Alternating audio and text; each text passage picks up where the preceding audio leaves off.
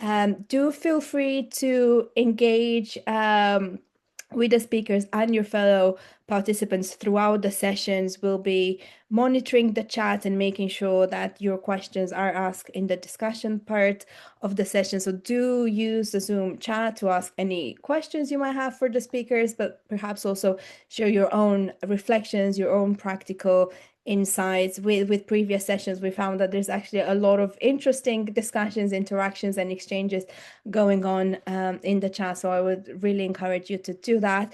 And please, as we get started and as you're joining, do take just one moment or two, perhaps, just to introduce yourselves in the chat. Say what organization you're from, perhaps where in the world you're joining us from. That's always fun to see. And perhaps any questions or anything in particular that's brought you to today's session. John, if you're happy to move us to the next slide, I hope that's everything on housekeeping. I am joined on the Government Outcomes Lab side by my colleagues Jess and John, whom I think they've just introduced themselves in the chat. So I'm sure they'll remind me if there's anything key that I forgot to mention. I started by saying that we're hosting today's session as part of the collective learning initiative that we've been co-curating for the past couple of years with the Education Outcome Fund and NORAC. Some of you, I know, I recognize a lot of the names on the call. I know you've previously engaged with us and know what this initiative is about, but just very simply, if this is the first time you're coming across our work and the collective learning initiative, simply put, we're a global learning platform focused on understanding the evidence and best practice around the use of outcomes-based financing in early childhood care and education. And what we've tried to do over the past couple of years is to bring together in a really collaborative and deliberate way the whole suite of practitioners, policymakers, or other types of government officials, philanthropists, researchers working and interested in this space, to connect them with the existing evidence, which is very much emergent, but also crucially to enable these different types of stakeholders to learn from each other and inspire each other. So we're really, really proud of all the knowledge and learning, I suppose, that we've helped curate so far. And my colleagues in the initiatives have done a fabulous job at publishing a whole suite of knowledge resources. So alongside sessions, webinars like this one, where we exchange knowledge, we also do our best to codify a lot of the practice and the conversation. So if you head to our website, you'll find a lot of the outputs that we've generated over the course of the collective learning initiatives. And it's ranged from quite in-depth case studies and evidence synthesis reports to policy and practice briefs and notes from previous discussions. I won't spend any more time talking about the collective as much as I love talking about it, because I'm keen to move us on into the actual discussion. So I mentioned that today's session will look specifically at the challenges, but also the best practice associated with embedding equity by design in outcomes-based financing initiatives tackling ECCE challenges. This very much builds on the discussion we had last time round. So if you're perhaps maybe quite new to outcomes-based financing and you're not quite sure about some of those kind of key concepts and practice, I would strongly encourage you to check out the recording of that initial session. Today we're diving straight into this question of equity. We're going to have 3 presentations from 4 absolutely fantastic speakers, and then Arushi, who I think doesn't need any introduction, will moderate a audience Q&A and discussion with us and our speakers. So without further ado, John, if we move on to the next slide. So meet our presenters, and Ella and Catherine, I believe we're coming to you first. A warm welcome to the session. Good morning, Waramutse, Mkinyo Rwanda from Vancouver, British Columbia. Catherine or Kathy, do you want to say hello?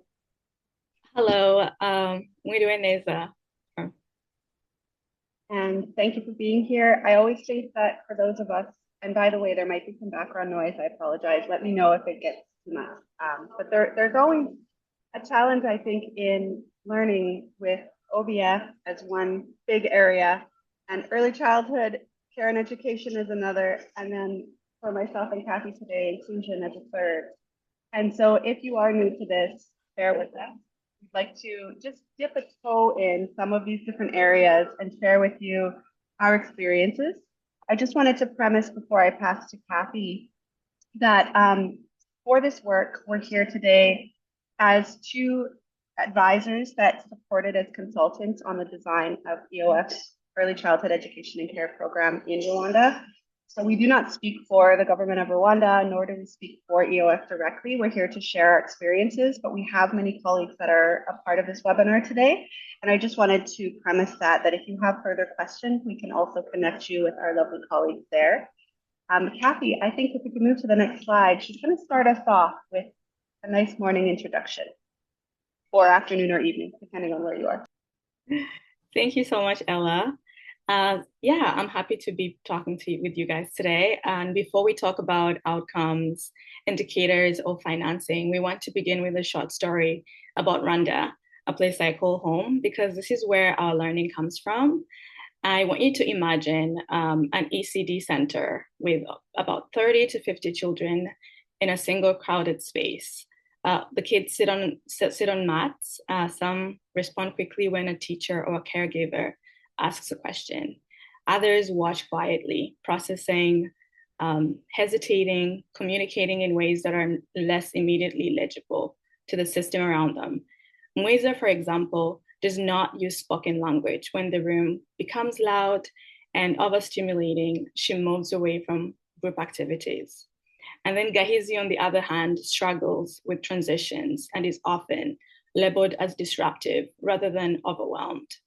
While Shema needs repeated individualized engagement, but the caregiver who's serving these 30 to 50 kids does not have time or training to provide it consistently. So our work in Rwanda on inclusive education reveals that disability is not first experienced as a diagnosis. It is experienced as a relationship. It's a relationship between a child and a classroom, between a family and a center or a school, between policy intentions and lived realities. Many children like Muiza, Gahizi, and Shema are not struggling because they lacked ability or potential. They were struggling because the learning environment, the expectations of progress, and the pace of instruction were never designed with them in mind. So when we talk about inclusion, we're not talking about abstract beneficiaries or hypothetical learners.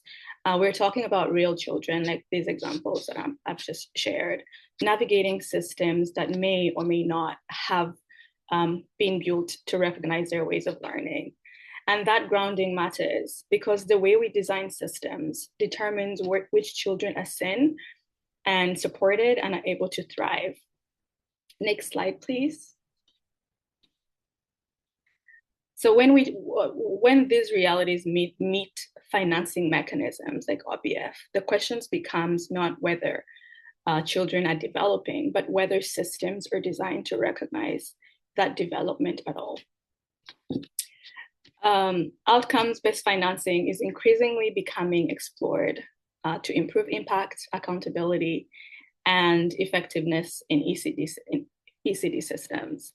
And at its core, OBF ties funding to verified results. Money follows performance. What we learned in Rwanda is that this design choice carries serious implications for inclusion. ECD is not linear. It's deeply relational and highly context dependent, but many outcome frameworks prioritize what we can easily standardize, verify, and report, often within short time frames.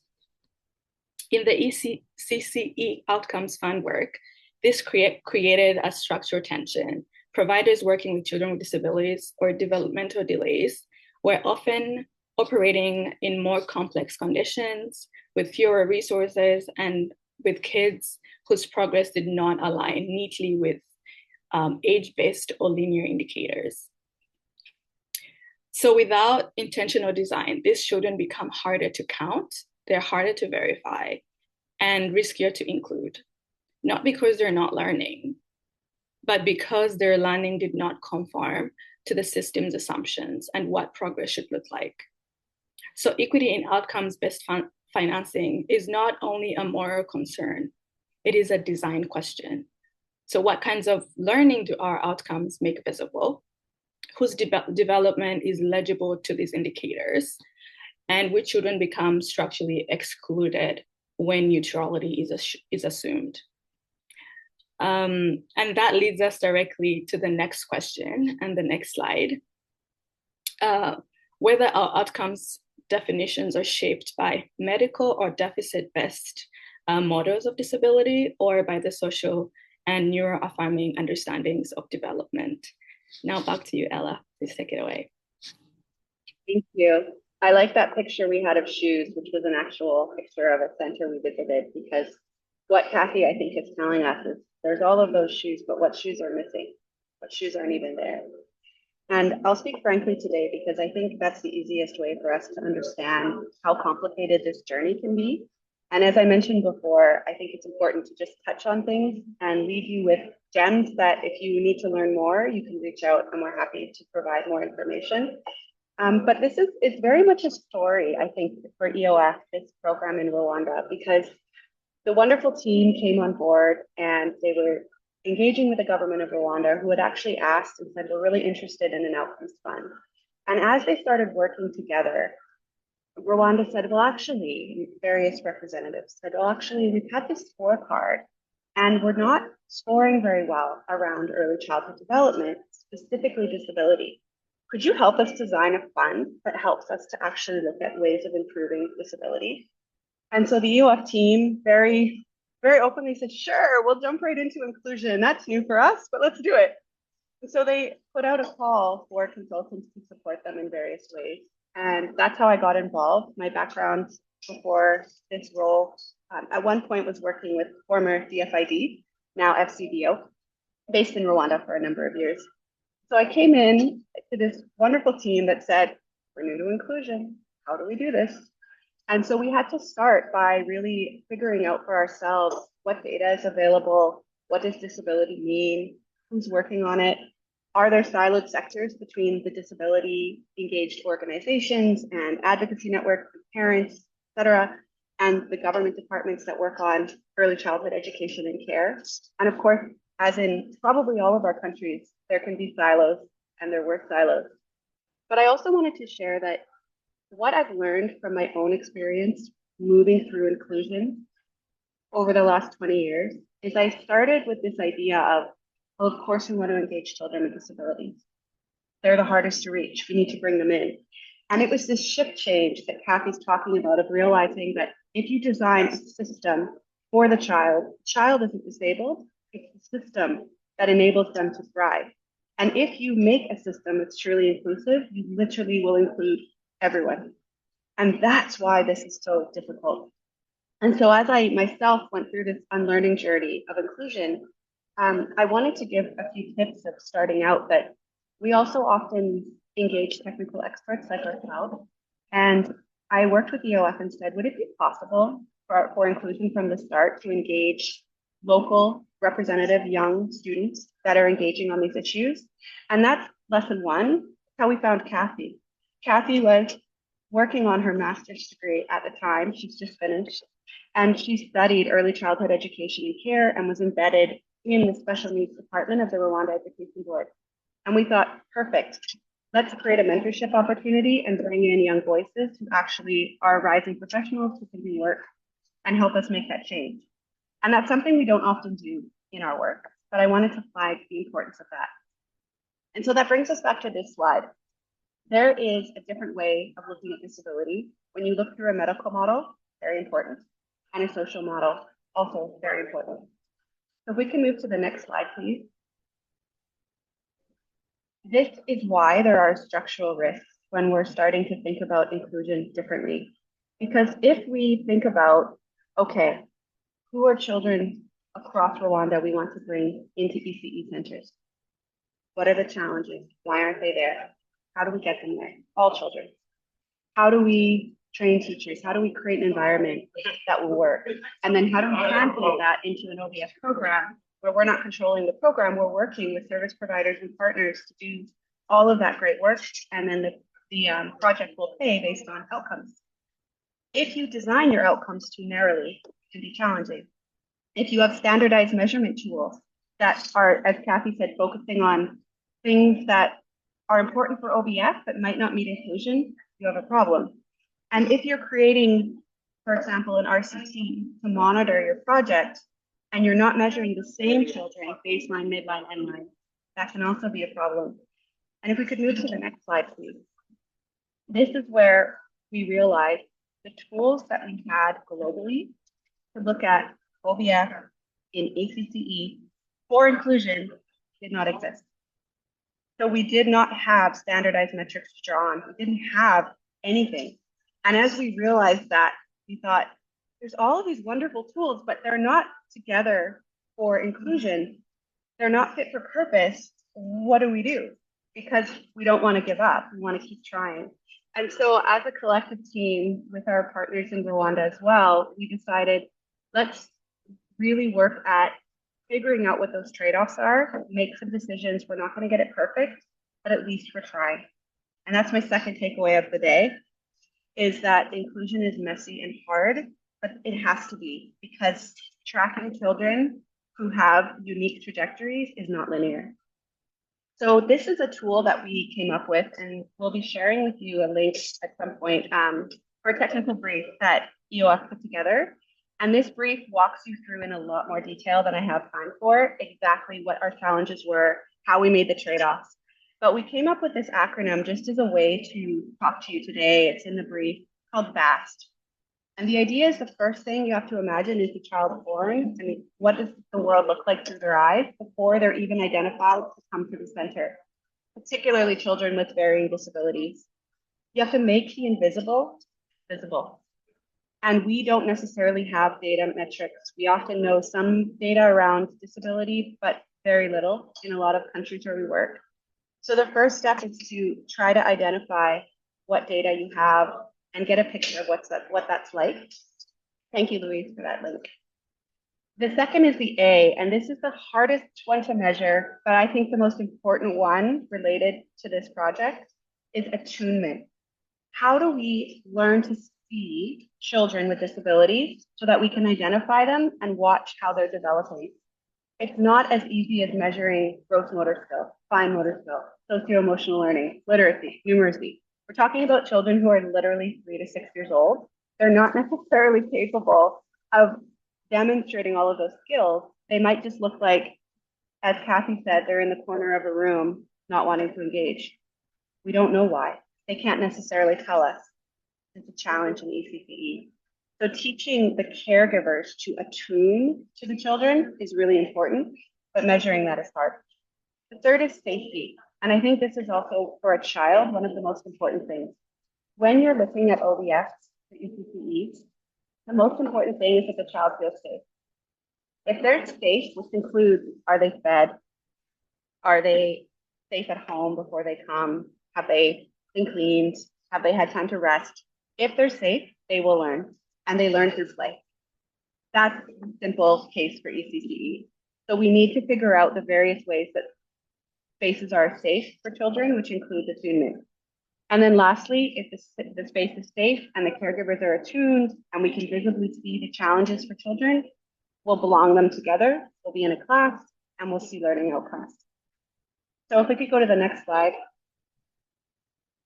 This is what we realized trying to apply BAST. And again, not enough time for each of the things today, but this was a snapshot. We realized at all stages of the OBF design process, there are different questions that need to be asked and different trade-offs that need to be made. Before you even begin, as Kathy noted, we have to think about inclusion. We have to think about, are our colleagues, do we understand inclusion? Are we engaging with other people who understand inclusion? Are people with disabilities represented on our teams? Have we gone and sat with various groups ourselves to learn how to look through that lens and be attuned? And then that moves all the way through to, how do we identify the groups we want to support with the program? What are the referrals and screening systems? The other big challenge for ECCE is that a lot of these children have undiagnosed disabilities or developmental delay, which means they're behind schedule for development. But if we identify, there's an issue here, there isn't necessarily experts who can diagnose and then provide support. And then we're stuck with, do we include them? Do we not include them? If we don't include them, Is it safe? Is it ethics based?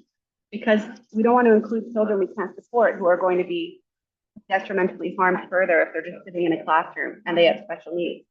So there's a lot of trade-offs that have to be made around referrals. And then as we move through to the program, how do we actually create a baseline, a midline, and an end line? How do we verify results? What are we measuring? And if we could go to the last slide, and I realize this is quick, but again, the brief has a lot more information for you. What we realized with Rwanda is that there wasn't a lot of data. We had a lot of information on the medical, but not necessarily the social aspect of disability. And when it came to making decisions, one of the hardest parts was we used the IDELA tool to be able to monitor child development outcomes, track them. But the way the program had been designed, we realized we can't do a random sample because we can't randomly sample an autistic child and then compare them later to a totally different child who might have issues with seeing or hearing. Their trajectory is not going to be the same. So random sampling became a challenge for verification. But to do everything individually defeats the purpose of OBF to begin with. And also, secondly, it defeats the ability to do things in a cost-effective and time-bound way. So you can imagine that there's just so many little things that need to be thought through. And our 4 biggest takeaways are here. As we've already said, operationalize inclusion from the start. And the brief has some great ideas on how to do that. Then we need to anchor in metrics and relationships, which our subsequent speakers will cover and talk about for you. And then we don't want to undermine equity. We don't want to exclude because we think, oh, this is going to be too tricky. But we don't want to include without support. So one of the decisions that this program made was to actually pay a double incentive cost per child to enroll children. And that double cost was to then allow a center to not purposely pick students that were easier to support than others, but it also ensured that we set a tone that inclusion matters. And what we hope that that will lead to some great results. And then lastly, the transparent aspect of the trade-offs is important, especially for inclusion groups and for those of our colleagues working, for example, in the Ministry of Education. They want to see that we're doing inclusion well, but they don't always know the decisions we make behind the scenes with OBF.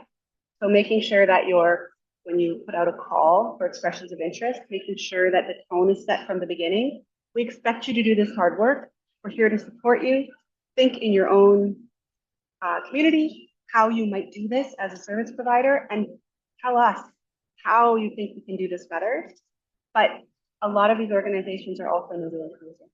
So that's where that kind of transparency and conversation around the hard work is really difficult. Kathy, did you want to add anything? And I think that's the end of our 15 minutes.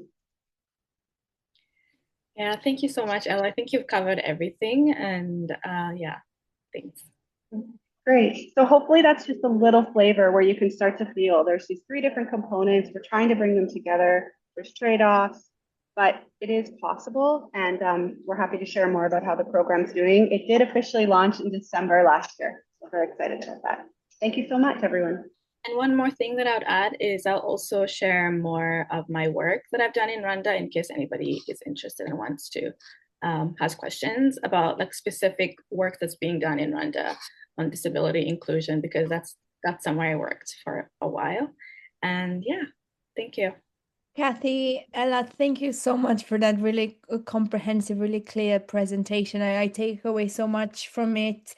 Kathy, I'd love that you underscored, like really emphasize this fact that we shouldn't be following a linear process when we're thinking about ACD and kind of squaring that with the need for at least some standardization when it comes to metrics. And I thought the key design components framework that you shared is really, really helpful. And thank you for sharing that openly and transparently with everyone else on the call. Hopefully it serves as inspiration or a starting point for anyone else thinking about designing inclusive outcomes-based financing approaches in this space. We will come on to a full discussion moderated by Arushi in about half an hour. But before we do that and before we move on to the next presentation, I just wanted to check whether there are any burning questions for Ella and Kathy. I think we could take one question. And I see Tista was really quick in the chat with a question around measurement metrics and tools available. And what were the implementation strategies? So, Ella, you've obviously already touched upon the metrics selection. I wonder whether you want to elaborate on that a bit more. Sure. I could just say that firstly, the link that they've shared with the actual toolkit, it provides a lot more detail with links to the tools that we use.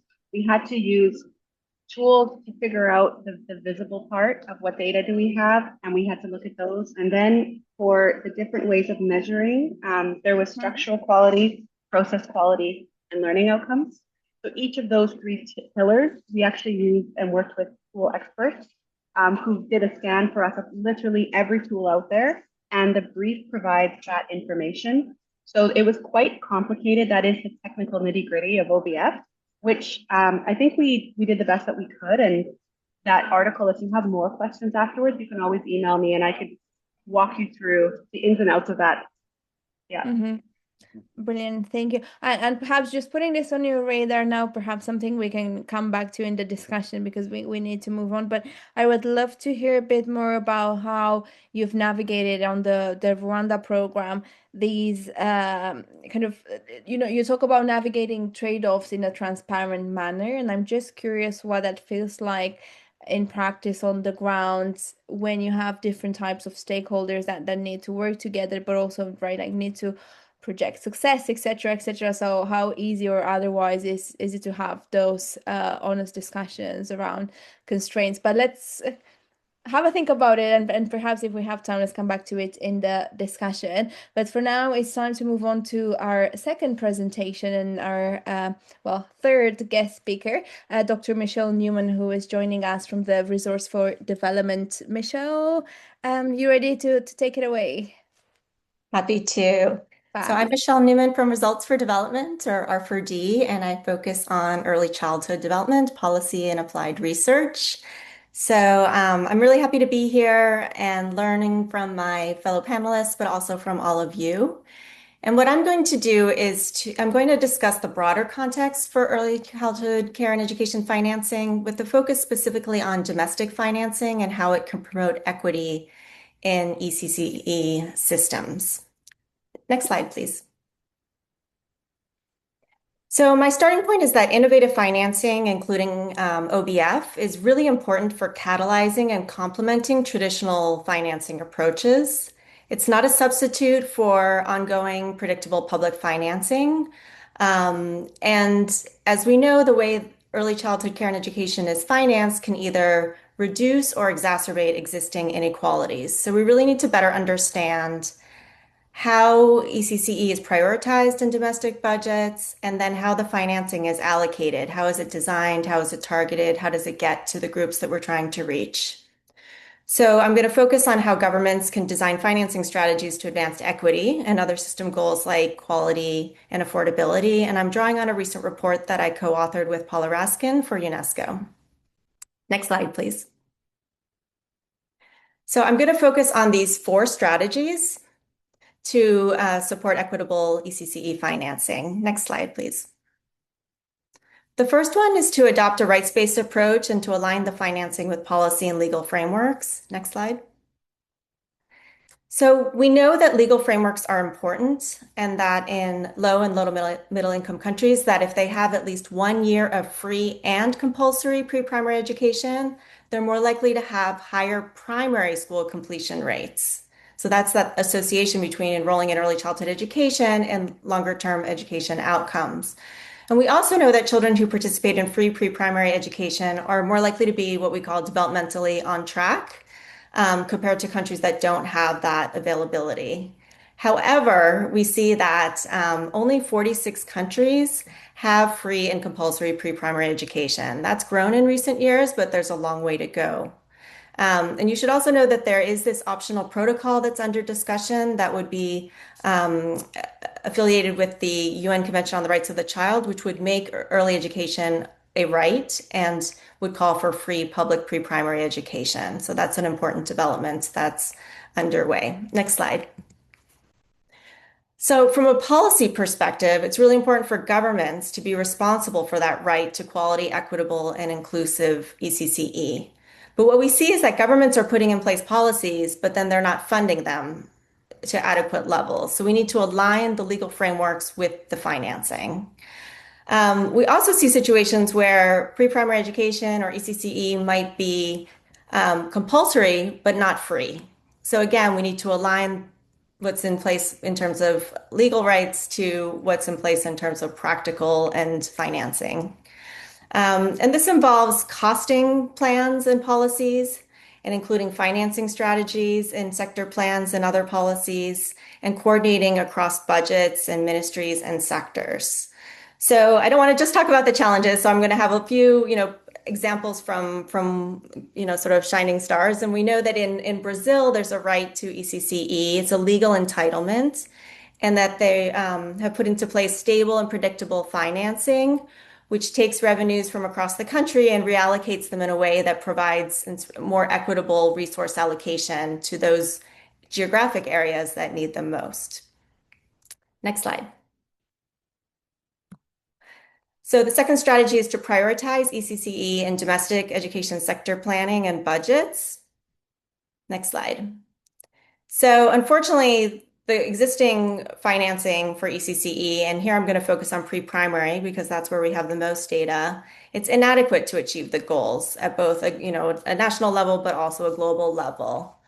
The Tashkent Declaration, which came out, I think, in 2022, recommends that governments work towards allocating at least 10% of their education expenditures on pre-primary. And most countries are very far from that benchmark, though, of course, it is important that it's there and that we have sort of a vision towards where countries are trying to go. But if we look at the facts here, we see that a very small proportion of global education aid goes to pre-primary education, and that governments themselves, and they're the major financiers of ECCE, are spending a tiny, tiny percentage of their GDP on pre-primary education. And if we compare it to that 10% benchmark of the Tashkent Declaration, on average, countries are spending less than 7%, and click. And then if we look at low-income countries, they're spending, more like 2% of their education budgets. So there's a long way to go, both in terms of raising more resources, prioritizing early childhood, and getting those resources to the most vulnerable and disadvantaged populations. Next slide. So we're in a context, unfortunately, where aid for education is declining. So advocacy is very important, but I think we really need to focus domestically on what governments can do to prioritize ECCE in their own budgets, and to do that effectively and efficiently and equitably. So current public funding in many countries is not well targeted. What we want to see is that education spending is going to those early years, and particularly for children under 3, children who have disabilities or developmental delays, children affected by conflict and crisis, children from ethnic and linguistic minority backgrounds, and that's not currently happening. And we know that this emphasis on domestic financing means that we need to, as I mentioned, find new sources and mechanisms. And again, I think this is where OBF comes in. It's, a way to focus our attention and to help prioritize resources towards ECCE, and making it more visible in the budget process, and understanding, and I think this is what the earlier presentation was mentioning as well, that this is both a political and a technical process. Now, there are tools available. They're currently being underutilized to better track what is being spent and where the money is going. So those are something that we could talk about later. And we see in countries like Nepal, but also many other countries, that when countries do mainstream ECCE into their education sector planning, they can make really strong progress in expanding provision. So as long as we have the prioritization and the alignment, we're on a good track. Next slide, please. So the third strategy is around designing public subsidies. Next slide, please. So household contributions continue to be very high, particularly for vulnerable families, but across countries, and I think this is really important, we still see inequalities in early childhood care and education participation for children under age 3. So even in universal systems, we have a long way to go to reach the youngest children and also the more vulnerable children. So looking at these three bubbles, we see children from the wealthiest families are more likely to benefit from early care and education. In some countries like Liberia, if children can't pay the fees, they might have to drop out for a time until they can pay the fees again. And then even in countries, and there's an example from Tanzania that when pre-primary education is supposed to be free, parents are still paying. They might be paying fees, they might be paying in other types of contributions, but it's still a barrier to participation. Next slide. So then we need to look at how these subsidies are currently being designed. And again, what we see is missing or ineffective targeting to these vulnerable groups, as well as to rural areas and remote areas that might need more resources, and particularly to conflict-affected contexts. And there are many of these, and unfortunately, more and more children are growing up in these contexts, and they're not receiving the support for their early years.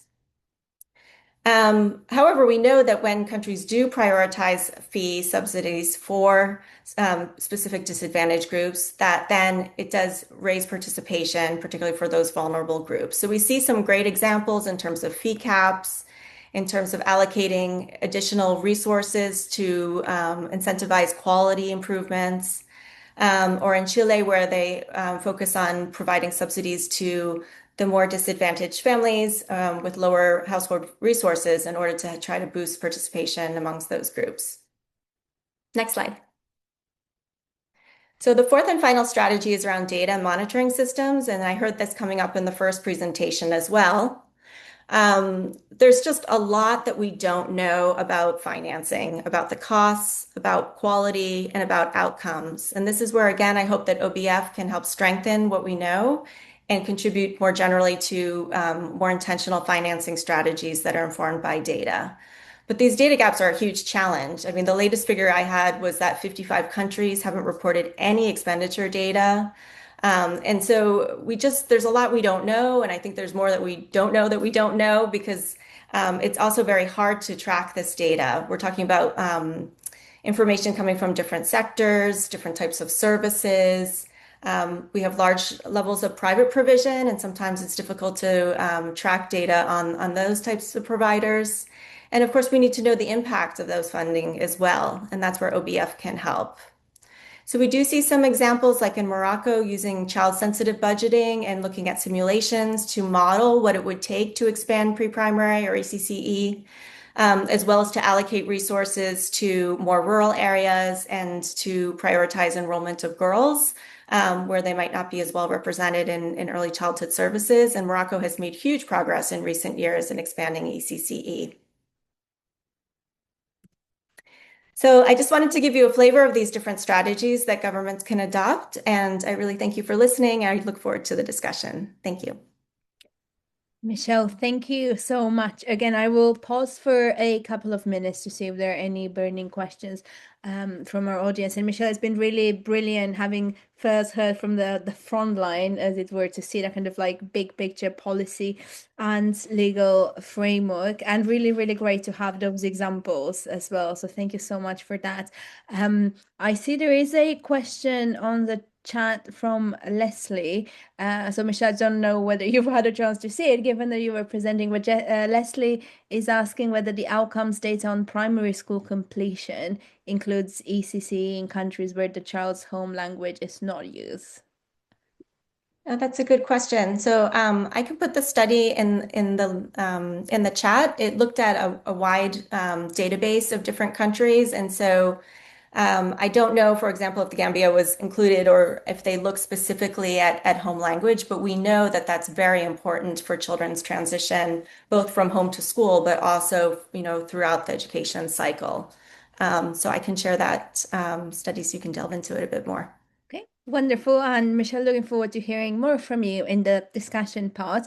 But for now, we're going to move on to our third presentation. Sairi, I hope you can hear us, see us, and I hope you're ready to take it away. And we're going deep again into a case study, this time from Thailand. So over to you, Sairi. the organizers as well. I'm very grateful to be here, very honored to be here, and to able to share this very small project that we've done here in Thailand as well.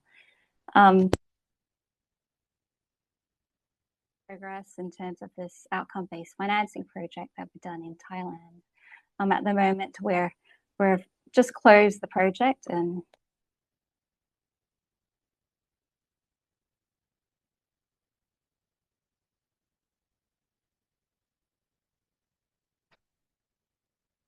Sorry, really sorry to interrupt you. I don't know if it's just me, but your audio dropped off for a few seconds. It was a bit in and out. Yeah, so it's cutting out for a couple of other people as well. So sorry. I think we missed the last maybe 10 seconds of what you were saying. I'm really sorry. I don't know if you're happy to cover that again. okay.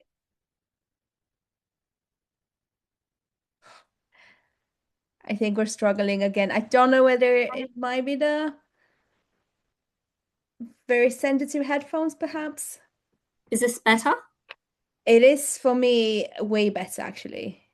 All right.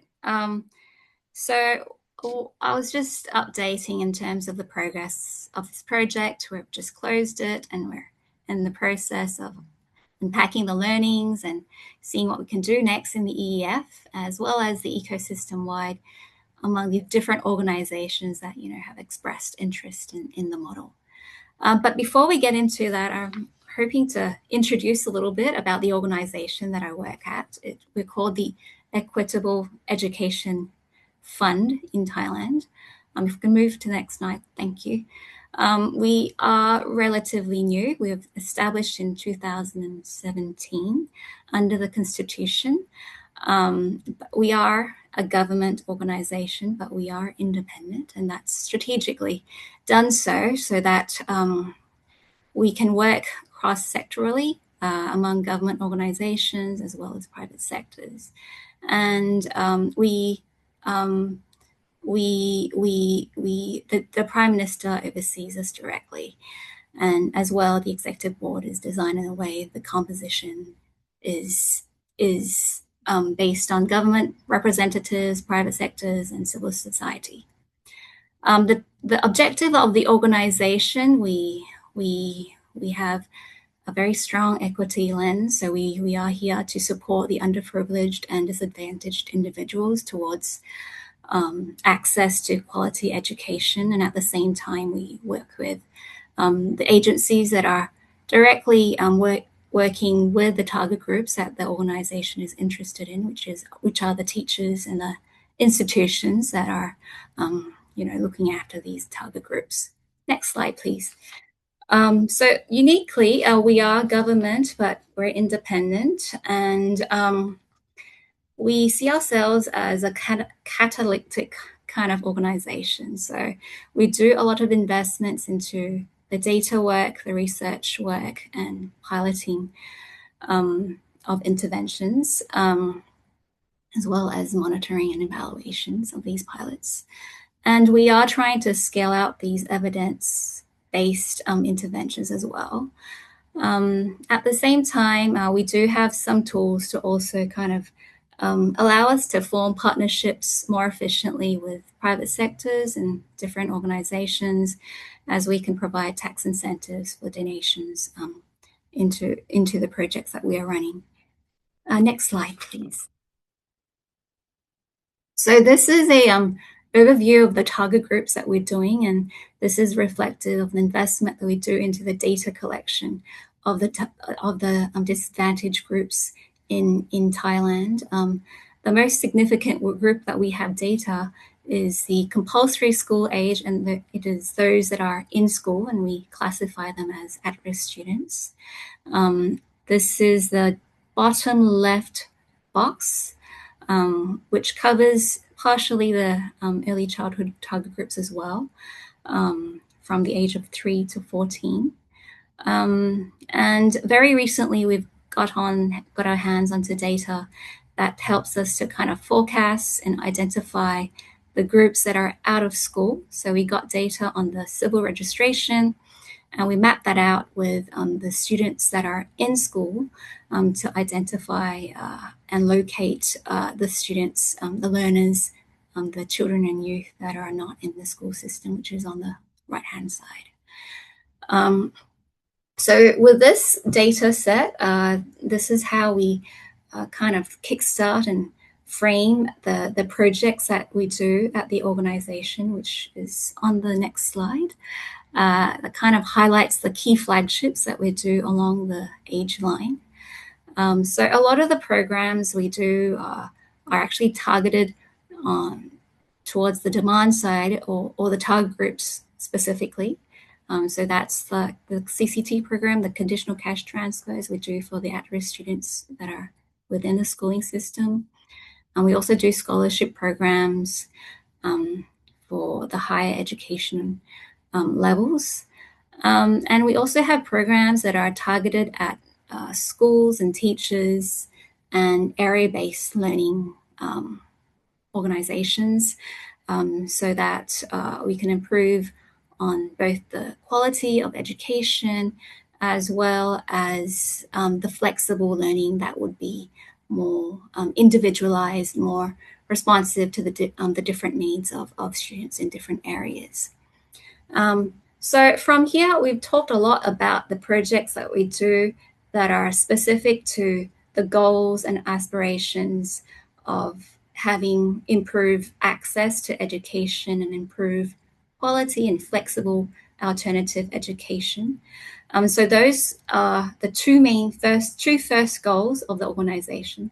The third goal of the organization is about developing and sustaining collaboration between the different stakeholders in aiming to mobilize or movements of improving equitable education. And so this kind of takes us into this space about innovative financing. Next slide, please. And this is the kind of a timeline on how we've kind of developed this idea towards this OBF project. We've had a presentation earlier touching on this recommendation of the international organizations saying that, yes, government funding is the most important and needs to be prioritized. But yeah, innovative financing is something complementary and should be explored to see if this can kind of improve the efficiency of funding as well as and maybe add further funding towards the funding pool. And so from this is the cascading of the goals and objectives that led us to this project. And at the same time, within the Thailand space as well, we were seeing other organizations, government, and also other independent organizations having some interest in this new collaborative formation under this SIB or OBF kind of structure. Notably, one from the National Economic and Social Development Council, Public Debt Management Office, Thai Health Promotion Foundation, for instance. So how we started was really just a review.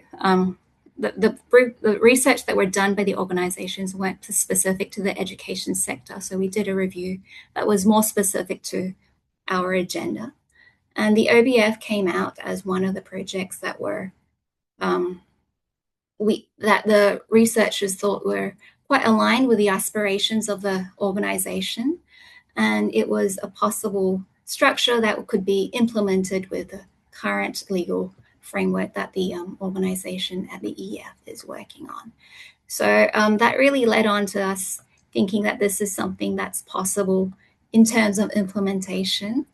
And in this next phase of work where we did the project development, we continued our partnership with the local research team from Ramkhamhaeng University, but in the second phase of development, we also partnered with some more experienced organizations, namely the Trisector Associates, which is based in Singapore, which is an intermediary and consultancy in this area. And so we took those 2 years to kind of structure the deal, find the different stakeholders, build those contracting frameworks and identify those KPIs and targets that would be acceptable for all parties. And then we started the project in 2024, and it lasted for 2 years. Yeah, so at the moment, the project is done, and we've trying to unpack this learning, and also having this collective kind of learning group within the Thai team as well, from the different organizations that have expressed interest in this project. So let me go more into detail about what the project of early childhood that we did in Thailand was all about. So as mentioned, we do a lot of research work already in the various age groups that we are interested in. Notably, one of the research work we did with early childhood was to do a local adaptation of the high scope curriculum and adapt it into the local context. And the research also did a evaluation of the effectiveness of this program when it was tested out in the Thai target group, and it was found to be quite successful. And so that was one of the programs that we thought that would be a good idea to kind of support the scale up of this intervention. And the OBF here was kind of introduced to ensure the effectiveness and efficiency of the financing of the scale up intervention.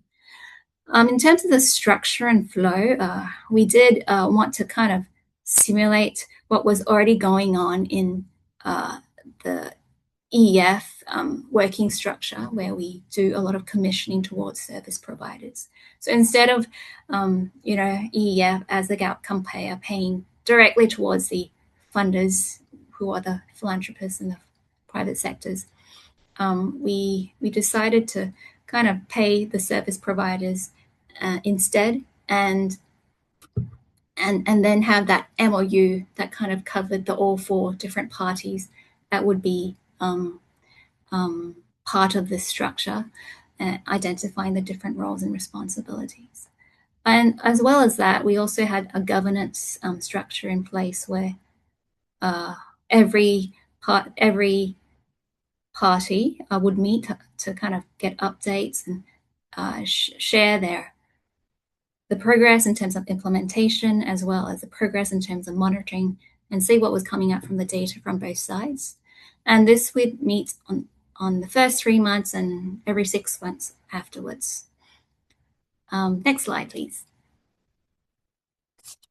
So the intervention design, just to quickly summarize, I did mention that the initial research team was done by the RICE Thailand team. But when it came to the scaling up, we throughout the work and discussion with the various implementers, we found that this ICAP team might be more ready in terms of the scaling up operations.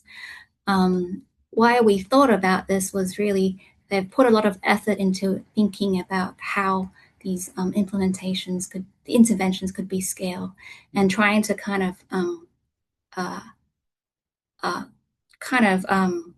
taking out different components of the training modules and see which components can be done by experts and which components can be done by the less specialized trainers. And with those kind of thinking, that was done into the design of how the model would be scaled.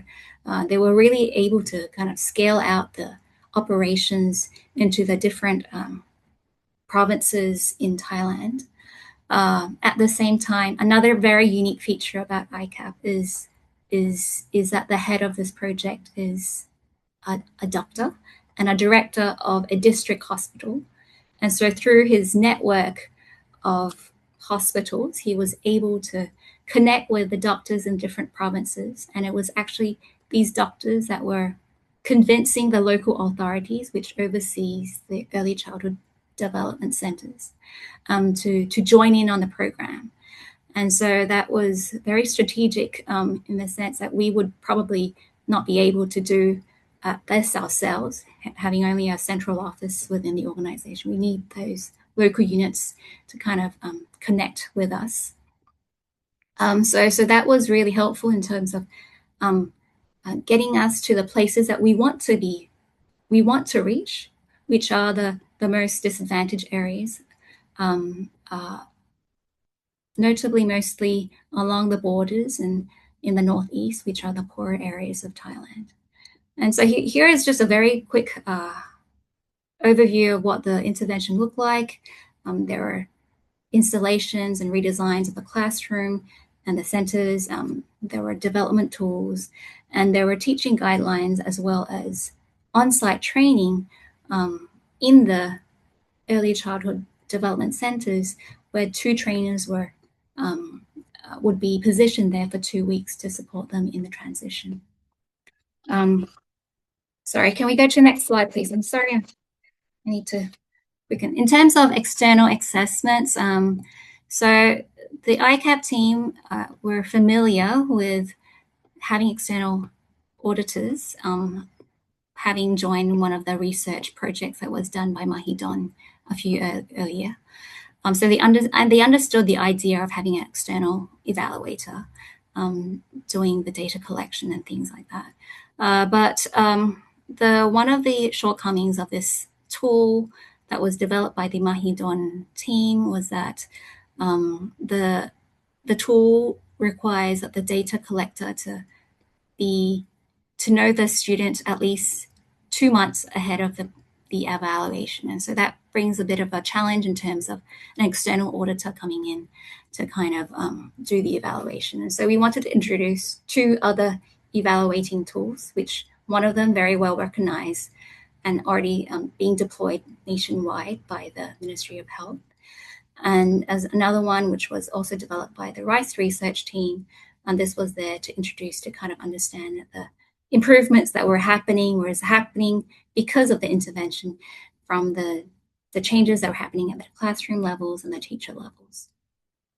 And we also had the TDR AI team that came in to do the auditing of the data collection through the randomized checks of the training, the data collection, and the interviews of the people that were involved. Okay, next slide, please. These were the preliminary results. These are the KPIs that are linked to payments directly. So we have both quantitative and qualitative data. What was the main challenges here was that we knew that the birth rate was lowering, but we didn't expect them to be shrinking so quickly. And so one of the main challenges for the team was that the ECD population, the students that were attending, was much smaller than we expected. And so they actually had to meet these targets, they actually had to go way beyond what they initially wanted to do.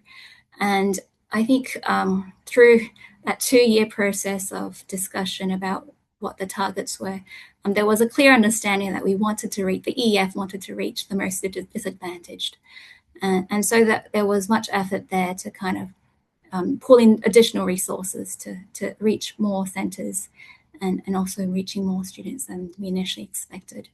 In terms of the qualitative targets, they did quite well in the EF, which was what they were familiar with, but they did try to, add in additional designs into the interventions to ensure that they did well in the DSPM components as well, which they did exceeding the targets here too.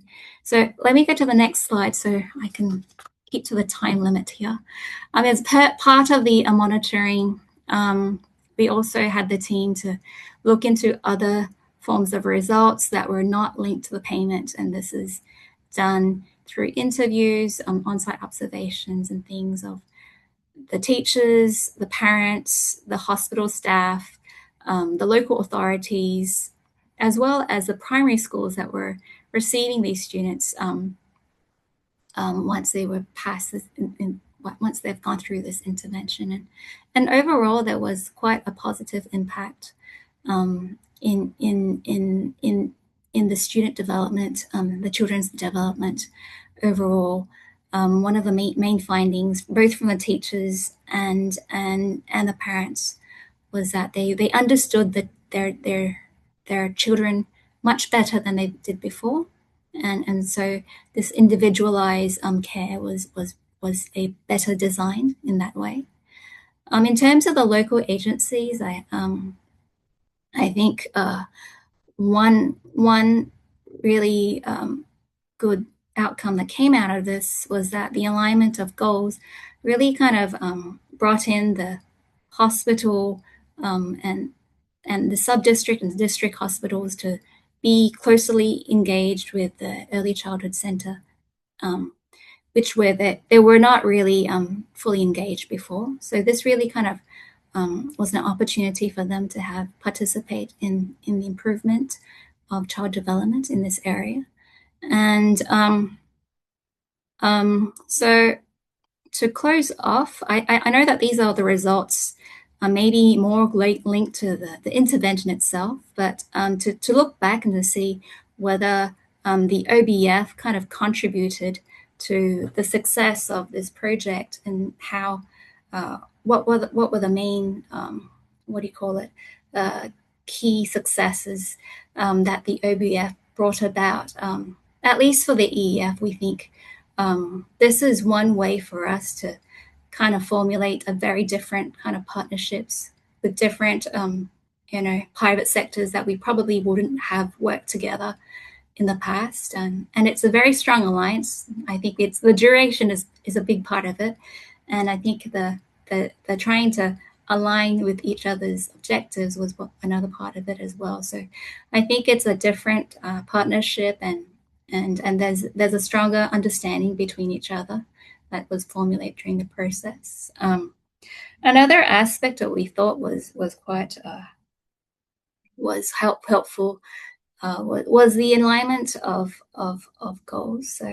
So I think implementers maybe are less well positioned to understand the various indicators that would be important to the different stakeholders. So sometimes this OBF kind of provides that platform for this mutual understanding to be formed in that way, and outlining a structure of responsibilities that people can work within the scope of the project. And lastly, I think it's also about how it changes the way of how we think about project commissioning and granting as well. It is a longer term view that we normally do at the organization. We don't normally do projects that are 2 years long, mostly 12 months. There's added flexibility, and so that's a different approach of how we're doing things. And I think that is also something that's appreciated, not within just the EF, but the different stakeholders as well. So yeah, I think that's a summary of what we've done in Thailand. That was fabulous. Thank you for that very granular description of the whole journey, from the policy drivers, institutional drivers, to the different development stages, and then discussing the results and your reflections on the sort of broader impacts of the program and the value of using outcomes-based financing. I did have a couple of follow-up questions for you, but I will resist the temptation to ask them to give Arushi, who's been waiting patiently at I think 2 a.m. Where she is, to come in and help dig even deeper, I suppose, into the reflections that we've heard from our 4 guest speakers. So Arushi, good morning, and over to you.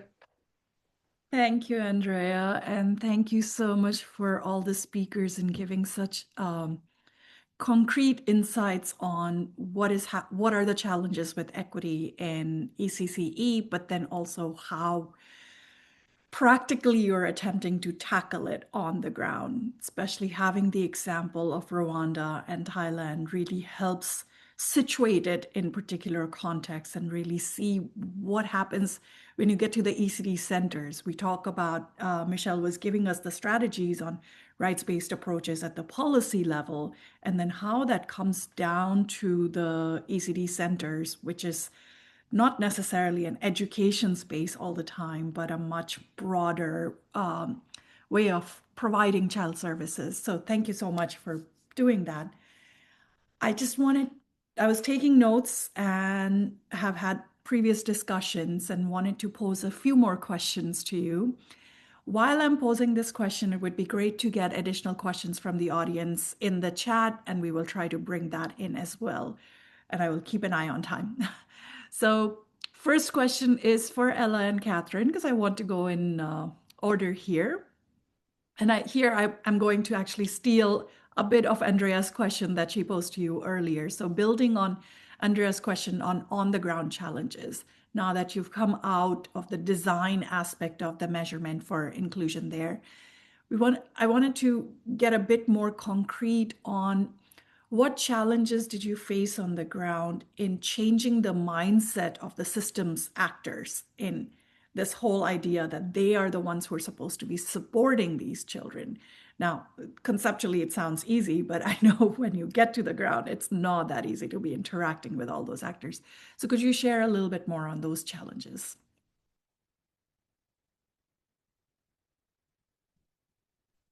Ella, I think I'll start and then you can add on too. Because I think also earlier somebody had asked something around transparency and the importance of doing that. And a key insight for when we're doing the traveling across Rwanda, visiting different schools and centers, is that equity in outcomes best financing depends on shared visibility, shared learning, and shared accountability. And without transparency and community partnership, OBF can reproduce exclusion behind neutral metrics. And so so there's the need to engage communities from the get-go, to speak to the caregivers in centers, to speak to the teachers, to speak to disabled people's organizations. And that can be a taxing thing to do and requires time. But in the end, that's how you find out like which kids, because a lot of the kids with disabilities are not enrolled in schools. They're not in the centers. But when you speak to the people in community or disabled people's organization, then they know where these kids are. And then also you don't want, one of the other challenges too is when you're talking to people, you don't want to give them a false idea or like promise that you're going to meet whatever they tell you, information they tell you that you're going to provide services, because so then it can be challenges. We want to know like what's happening on the ground. We want to know where these kids are, how are they doing, because the caregivers tend, even when the child is not in the center, they tend to know what their strengths are. They tend to know like what they do really well. And then also in Rwanda's context, we don't have, the data is not available. So you actually need to be on the ground talking to the people to know what can work and what doesn't work. And so caregivers in our case, as we're conducting these different interviews with different people, caregivers identify the children who are missing, and then families are able to clarify, what is progress, what does safety and belonging look like. And local practitioners surfaced where screening and referral pathways were breaking down. And so I think the biggest challenge is the time needed, the resources that you need, but also ensuring that you're sharing with the community and the people you're talking to, and being clear on what you're trying to do, and involving them every step of the way, as you go along, and going like, okay, we want this data so that we can do XYZ, and then reporting back. And so that can be hard to do, but it's so worth it in the end, because at the end of the day, we want to make sure that we're not excluding kids who are considered difficult. And another challenge is that a lot of the assumptions that we make about development are informed by the medical model of disability, which is very like places the problem within the child versus the community, the environment, or the assumptions that caregivers have. And so we want to make sure that we are changing that. And one way of changing that is working with the people on the ground, and designing a program that is meets their needs, versus coming with this idea of like, this is what we want to do and this is how we're going to do it. I don't know, Ella, if you have anything else you want to add. But I had one more little thing that I think is really important for all of us. So in Rwanda, this was the first time they've ever done this before. And so as the design team, we had to say, well, who's going to even put in an expression of interest? You have to spend a lot of time making the partnerships. And it was, international development as a whole is a machine and it works in sectors. But we were trying to work across different sectors together, child protection and health, nutrition, all these partners, and had really frank conversations behind the scenes with a lot of our standard partners who have been doing either education or disability for a long time. And even they were saying, we're going to have to partner together. We haven't done this before. Your expression of interest is a little vague. Like, what exactly are you going to pay results for? We need to know that if we have to put an upfront cost, we have the ability to do that. And a lot of small organizations doing really innovative work that know what's happening on the ground don't necessarily have the funding or the experience to be able to sort of put in an expression of interest or a partnership. So you do have to do a lot of work initially behind the scenes to build trust that, hey, the advantage of OBF isn't just that you'll be paid on outcomes, but it allows you to be nimble and creative and do some of these things you've always wanted to do and take risks, and we'll support you with that.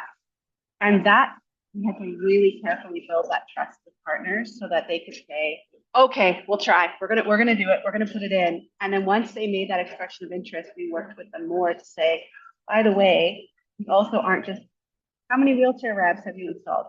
We don't even have children who have wheelchairs. So let's think creatively about the social model of how do we provide trust, belonging, safety, and also meet the fact that there's a bottom line dollar for cost per child that they have to meet with their budget. So that's another big trade-off. Yeah, very, very good point, Catherine. And Ella, on the design side of the measurements, can I challenge you a little bit more in thinking about what do you think will be the challenges in actually measuring it when it comes to the OBF related payments? Well, you're not going to be the ones, I'm guessing, doing the actual measurement. It would be another company doing it. What do you think they will face when they're actually going in and measuring the changes? Kathy, do you want me to take that one? Yeah, we're team working today. That's a really great question, and that's a part of the challenge with the verification. So the original thoughts around how do we measure had to be something that also could be done in a standardized way. And again, as I mentioned earlier about the sampling and how we're paying based on change, outcomes based, we're looking at the outcomes, not the initial outputs. And that's tricky with inclusion. So the way that, again, as the program hasn't been implemented, it's just started. The way we hoped to do it, we being the wider EOF team, is to enable more payments upfront to support inclusion around identifying the children and the process indicators or process quality of creating an environment that would ensure that safety. And we actually internally then created a support sort of guidance document for our partners that would be working with us on the ethics around when you identify these children and you bring them in. We introduced a mandatory screening of the Washington Group Child Functioning Model. So every single child gets screened. And then for the verification team, they're going to have to come back and say, well, what have we done with that information? How do we sample and measure the results? So what ended up happening was there will be an RCT. There will be an approximation of looking at the learning outcomes trajectory for kindergarten readiness as children progress into kindergarten.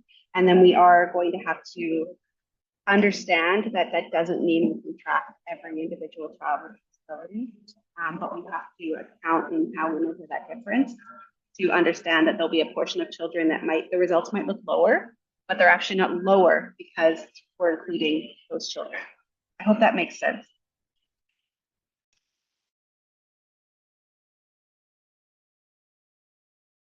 Oh, I think you're muted. Arushi, you're muted.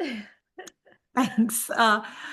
Thank you so much for those responses. There are some additional questions for you specifically for Rwanda in the chat as well.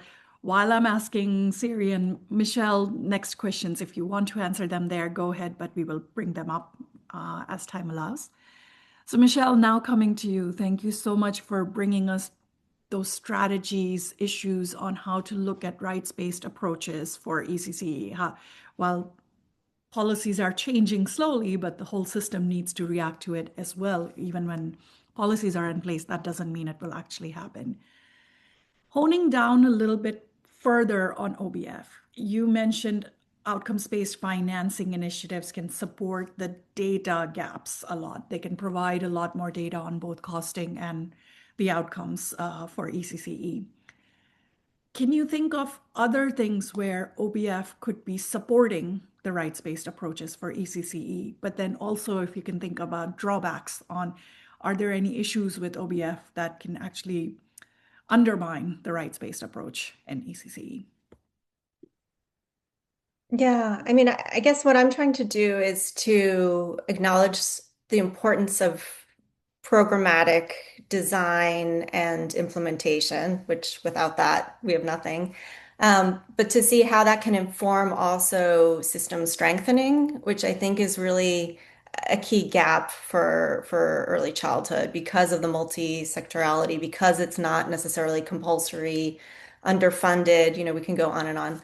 So I guess what I'm thinking is that, if when we see good examples, good results from OBF in terms of inclusion, whether that's on disability or supporting girls' education or, in others, other types of vulnerability, um, that can then inform broader planning at the policy level as a whole. So typically you're looking at implementation in one geography and one population, and then you can learn from that in terms of the impact and the cost, what it takes to achieve that impact, and then see, well, what would it take to go to scale?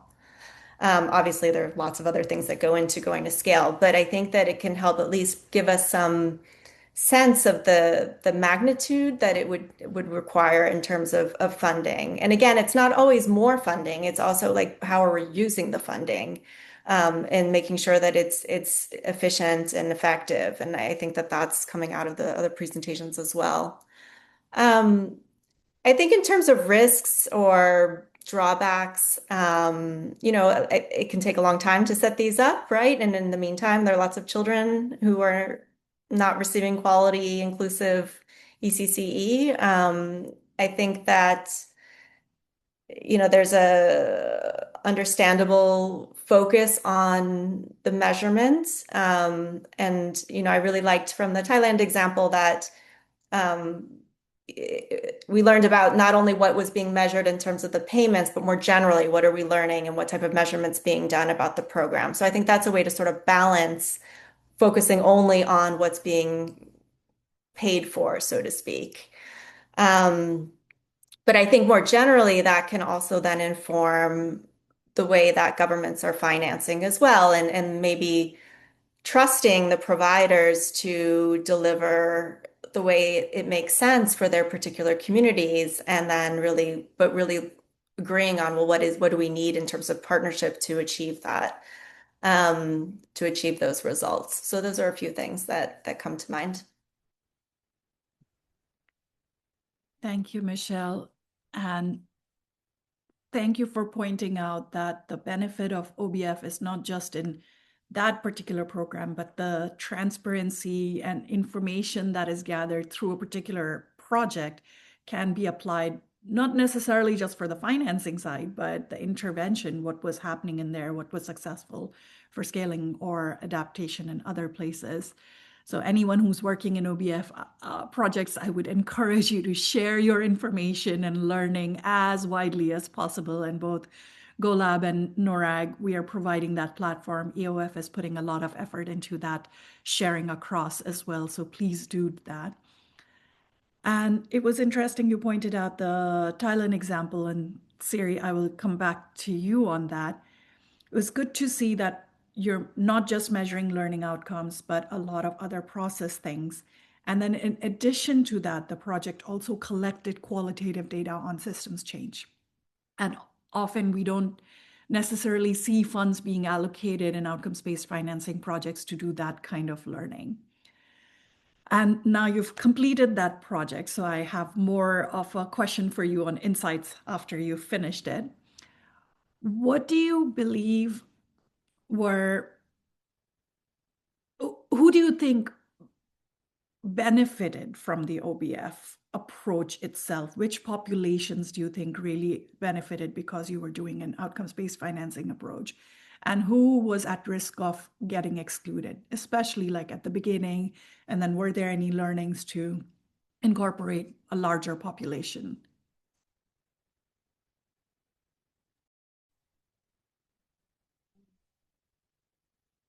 What were the concerns in terms of exclusion? So a little bit more information about the intervention itself. So the intervention is a classroom-based intervention. So anyone within the classroom would be assessed.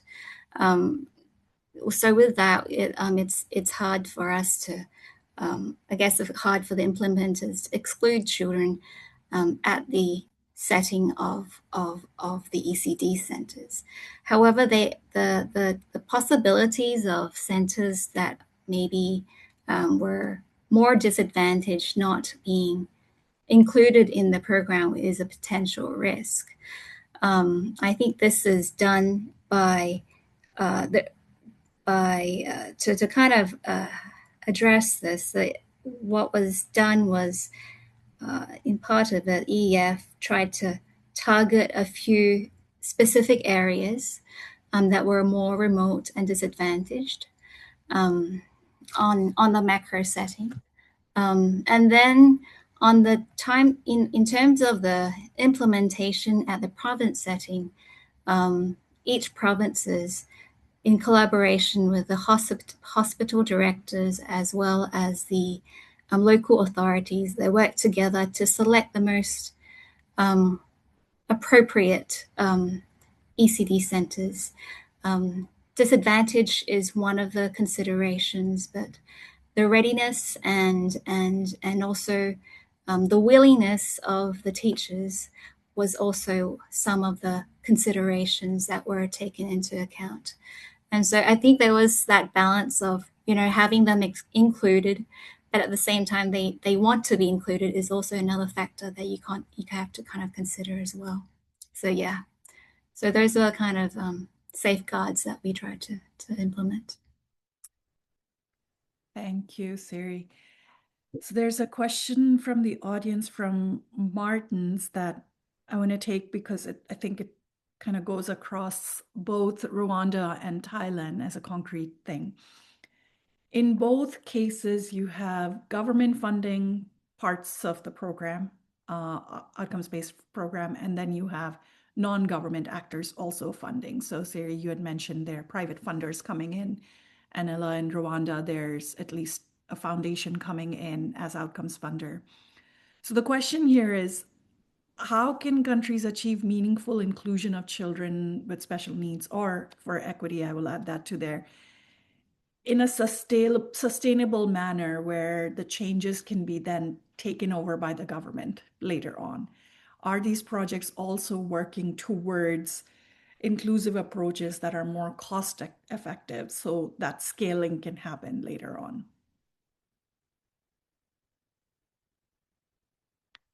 Whoever wants to go first. Okay, Ella, I saw you unmute. Go ahead. Yeah, sure. This is where I think it's helpful to move our minds beyond just the medical model, because the biomedical model looks at who's the child, what parts of the child work and don't work on schedule, and then how do we diagnose them and fix them. And that involves so many different partners that are beyond the scope of an early childhood center. But if you look at the social model of disability, and I just typed a long answer on this that I'll share in the chat, we had a hard time with our project in Rwanda being able to actually see who needed support and how they could develop. And we also weren't able to measure the attunement piece. So that classroom climate. However, if we were wanting to support, which we do, for the government of Rwanda, who asked for this project, to take it over and help centralize it, we need to be able to measure these types of things, because if you, again, have a child that comes to the center and you have caregivers who understand the social model of something's not right here, let me get to know the child better. Let me talk to the parents. Let me talk to the community. and make those linkages naturally and giving them sort of more authority and trust in themselves to do that work, then automatically you will start to see improved outcomes for children because, again, they're safe, they belong, and a lot of these initial challenges are figured out. If you wait to only measure them through government systems, it's going to take a long time before the systems are ready to measure them, and then it becomes costly and difficult. So again, I think it's important to shift and try to, as some of the other speakers have said, incorporate qualitative data and trust in caregivers' ability to report on what they know and see. And that gets us to, using my academic language, like the idea of cognitive injustice. Why do we have experts independently verifying and people at the top deciding how a child is progressing and worrying that for OBF, if teachers report, they might be misreporting to get better results? When actually, if we build a relationship that we have trust and they say, hey, our kids are doing really well. We don't know how to tangibly show it, but here's our observations. If we hold that data as equally valid, I think that will enable governments to perhaps create processes that enable them to make change across that siloed effect. I hope that makes sense. Can I have a question again, Roshi? Sorry. Yes, the question is more about when you have external funding coming in for the initial OBF project, how do interventions that happen there get sustained by the government with the limited funding later on, and or even get scaled? Okay. I think the majority of the initial funding is provided by the private sectors or the upfront funders. But I think that as part of the intervention package itself, there are some components where there are some improvements of the classroom, sanitation equipment being installed, and these kind of infrastructure adjustments that were happening at the early childhood centers were actually being invested by the local authorities. And so there is a small component where the local authorities that do have that initial buy-in do also co-invest in the program themselves. And, you know, with that transition of the classroom, the teachers, and as well as the outcomes coming out from the program, it provides that kind of showcase kind of classroom that, you know, convinces the other teachers in the centers in the other classrooms to kind of take example from this classroom. At the same time, you also have other teachers from the other centers that are nearby coming in to see and observe the training happening in a few of the days that the training that was happening. And so in that way, we're kind of snowballing this momentum of how this is quickly changing the centers themselves and how the teaching is changing and the parents are changing the mindset. And so in that way, we are kind of strengthening the impression on the local authorities that do provide the main financing for these centers into expanding these kind of classrooms once you know the intervention has finished off. And so yeah, so there's some participation there already, and hopefully the evidence is impactful in a way that they want to scale up. And actually, we've heard a few local authorities that have signaled that they want to scale up interventions themselves. Thank you, Siri. Michelle, I'm going to come back to you with the same question with a different angle. The resource gap, financial resource gap, it's one of the biggest issues with the equity issue in ECCE, right? On who gets the service, who doesn't, because the burden on the household often is really high, or that they're just sporadic private financing going on. So what do you think is the challenge when we are going even for outcomes-based financing projects where often the outcomes funders are private actors? How can learnings here be sustained for equity in the longer term for governments? Yeah, that's challenging. I mean, I think that what others have been saying. It's around the demonstration of what high quality early development and learning programs look like, and um, showing that this is an investment, not just a cost. And, that requires also longer term follow-up and data collection and things like that. We've seen all sorts of economic and budget simulations that have been effective in showing governments that this is beneficial in terms of prioritization. So I think it's possible, but it does involve a mind shift into really understanding the importance of the early years. And I think that if, in terms of what to prioritize, this has maybe not come out explicitly, but I think the really importance of the early childhood workforce. We really can't have these services without qualified, supported, whether they're caregivers or educators or teachers or, health providers. Through that training is how we get the quality and the outcomes we're looking for. And when you talk to teachers, that they really want to bring children with all sorts of backgrounds and needs into their classrooms, and they're looking for support. So I don't think that part is so expensive. It's just around, understanding how to prioritize the resources that are needed. Thank you. And looking at the time, I do have to pass this back on to Andrea, but want to thank all four of you for giving such insightful responses, even to challenging questions that were coming from both the audience and myself. So thank you so much. And Andrea, back to you. That was brilliant. I know we're 3 minutes over time, and as my colleagues know, I am a stickler for punctuality. Arushi, thank you for curating that discussion in such a thoughtful way and weaving in the questions from the chat. Also, a huge thanks to our amazing speakers, because I noticed you were also picking up questions and responding to them on the chat, whilst also speaking on a panel, which I personally find really impressive. So just to wrap up, really 3 quick things that I want to say. And John, I know you're going to tell me for forgetting other things, so I will leave it to you to drop in the chat things like the feedback links, opportunities for further engagement with GoLab, with EOF, with NORAG, and other organizations in the space. But from me, just to wrap up, an absolutely huge thank you to our brilliant speakers, and personally, it's just been a privilege to help moderate an all-female panel. Huge thanks to each one of you. It's been really, really brilliant, and I've personally learned so much.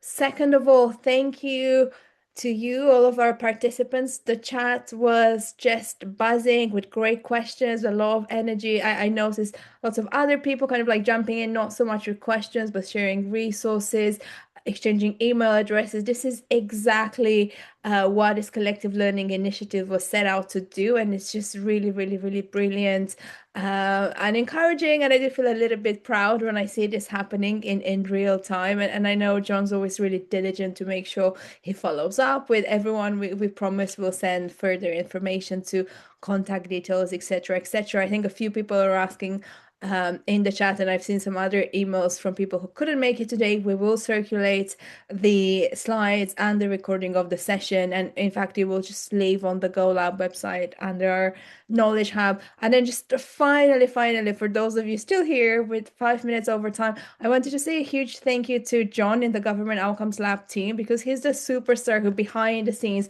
makes all of this possible. So the amazingly curated discussion, the selection of speakers, finding the right overarching narratives, and then the glue between our different speakers, it's all thanks to John. So huge thanks, John. I think it's been another brilliant session, and I hope the participants on the session have enjoyed it as much as I have. And with that, thanks everyone, and have a lovely evening, morning, good night, Arushi, and see you all soon, hopefully.